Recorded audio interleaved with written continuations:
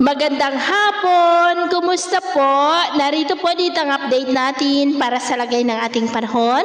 Ngayong hapon po ng April 9, 2024 na kung saan sa ngayon ay wala po tayong binabantayan na anumang sama ng panahon sa loob at labas ng ating area of responsibility na maaari na makaapekto dito sa ating bansa sa susunod na mga araw. Patuloy pa rin na mainit na hangin na mula sa Pacific Ocean o yung easterlies ang umiihip po dito sa ating bansa.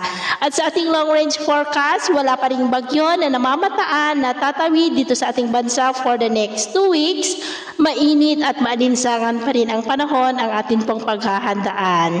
At sa lagay ng ating panahon, ngayong hapon ay maayos ang panahon sa malaking bahagi ng ating bansa pero may tsansa pa rin ng maulap na kalangitan with isolated rain sa ilang bahagi ng La Union, Benguet, Palawan at Zamboanga Peninsula. At mamayang gabi, maayos pa rin ang panahon sa malaking bahagi ng ating bansa pero may tsansa po ng mga isolated rain sa northern part ng Cagayan, Ilocos Sur, La Union, Benguet, Pangasinan, Zambales and nearby areas, maging po silang bahagi ng Samar, Dinagat Island at dyan po sa may Bislig at Mati.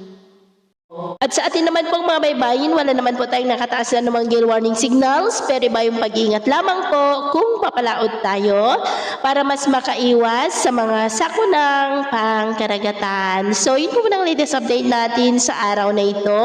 At ako po muli si James na nagsasabing sa kahit na magsubok po na darating sa ating buhay, wag po tayong mawawalan ng pag-asa. Thank you and God bless!